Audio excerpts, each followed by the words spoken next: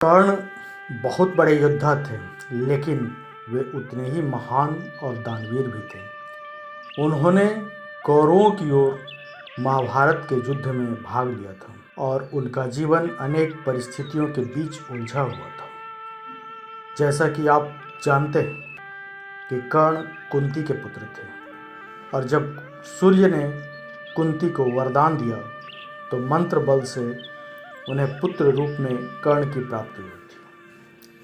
चूँकि उस वक्त कुंती अविवाहित थी, इसलिए उन्होंने कर्ण का त्याग कर दिया और बाद में उन्हें एक रथ चालक ने पाला।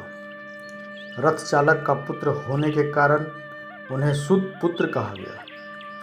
वह वीर योद्धा थे और यही वजह है कि कर्ण की मृत्यु के बाद उसका अंतिम संस्कार भूमि पर नहीं किया गया था। दरअसल उन्होंने श्री कृष्ण से यह वरदान मांगा था कि मृत्यु के पश्चात मेरी देह का ऐसे स्थान पर अंतिम संस्कार कीजिए जहाँ कोई पाप न हुआ हो।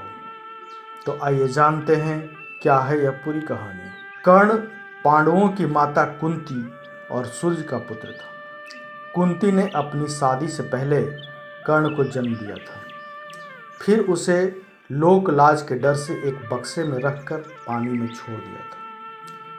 वो बक्सा एक रथ के सारथी को मिला और उसी ने कर्ण का पालन पोषण किया।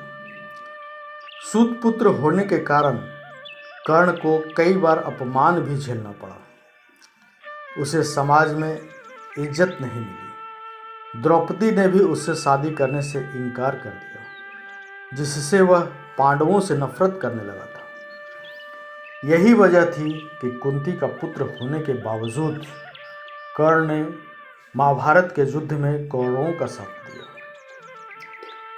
एक दानवीर राजा होने के कारण भगवान कृष्ण ने कर्ण के अंतिम समय में उसकी परीक्षा ली और कर्ण से दान मांगा।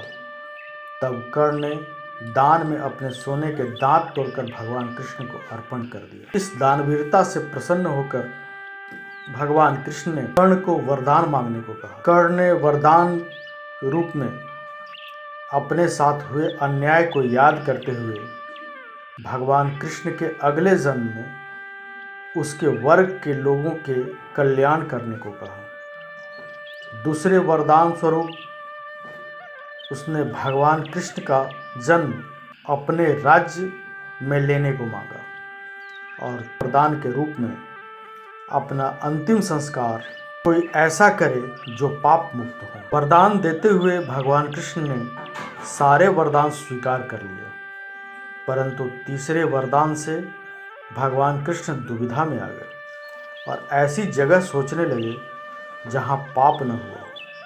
परंतु भगवान कृष्ण को ऐसा कोई भी जगह नहीं मिला जो पाप मुक्त हो। में नहीं आया। वरदान देने के वचनबद्धता थी, इसलिए कर्ण का अंतिम संस्कार भगवान कृष्ण ने अपने हाथों से किया और कर्ण को दिए वरदान को पूरा किया। इस तरह दानवीर कर्ण का अधर्म का साथ देने के बावजूद भगवान कृष्ण को कर्ण का अंतिम संस्कार कर उनको वीर गति के साथ वैकुंठ धाम भेजना पड़ा था। एक बार कर्ण अपने रथ से कहीं जा रहा था, तभी उसके रथ से एक बछिया की मौत हो गई। उस दौरान एक साधु ने कर्ण को श्राप दिया कि जिस तरह रथ से बछिया की मौत हुई है, उसी तरह तुम्हारी भी मौत होगी।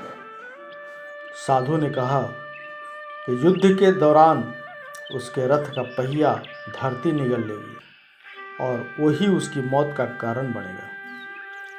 महाभारत युद्ध के 17वें दिन कर्ण के रथ का पहिया जमीन में धंस गया। तभी अर्जुन ने अपना दिव्यास्त्र निकाला और कर्ण पर वार कर दिया। जैसा साधु ने श्राप दिया था, उसी तरह कर्ण की मृत्यु हो गई। तो इस तरह यह कर्ण की गाथा समाप्त हुई। और अगर आपको वीडियो अच्छी लगे तो वीडियो को लाइक कर दें, चैनल को सब्सक्राइब कर दें। धन्यवाद।